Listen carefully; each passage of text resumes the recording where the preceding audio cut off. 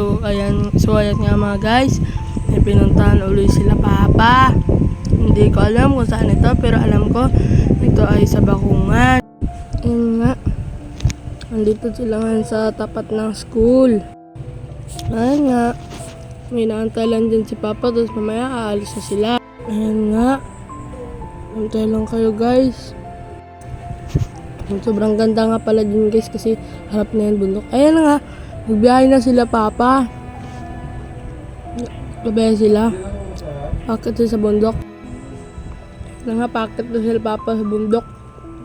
Bundok po yan, may daanan na lang. Ayan, pakit pala nga sila ng bundok. Pero dati rough road yan.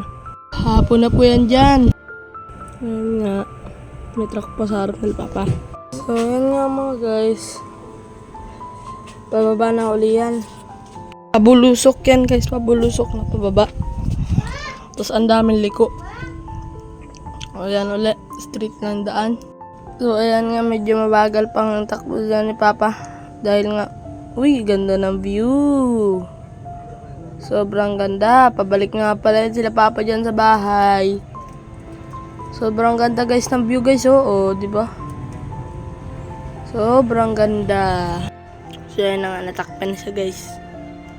Nababa naman yan. Ayan naman, may mga nakalbo ng bundok. Ito, yan po ay kainan.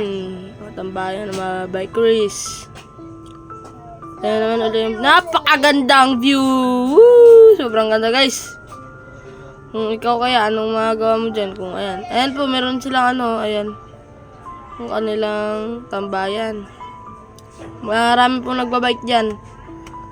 Yan po yung pinupuntahan nila. Sobrang ganda ng view. Pabalik na yan guys sila Papa guys. Pauwi na ng bahay.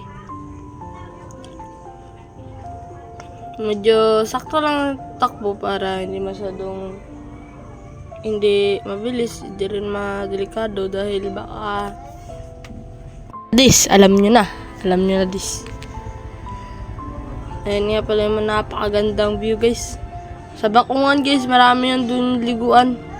Mga dagat kasi lang hindi na talo na Papa dahil nga hapon na. Ayan, dyan. Ito naman sila Papa. Dito sila sa isa na namang kainan sa Vetville.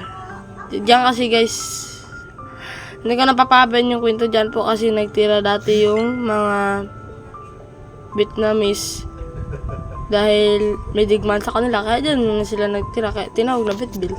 Kaya na nga, hindi ko alam kung anong gagawin nila Papa dyan. Siguro kakain sila dyan or hindi. Ayan na nga. Ayun, nagkain nga sila dyan. Umorder yung kasama ni Papa. Ayan nga, dyan sila nakaupo guys. Ayan yung yan yung kape at tubig. Tapos nagatingin na sila ng menu yung kasama ni Papa.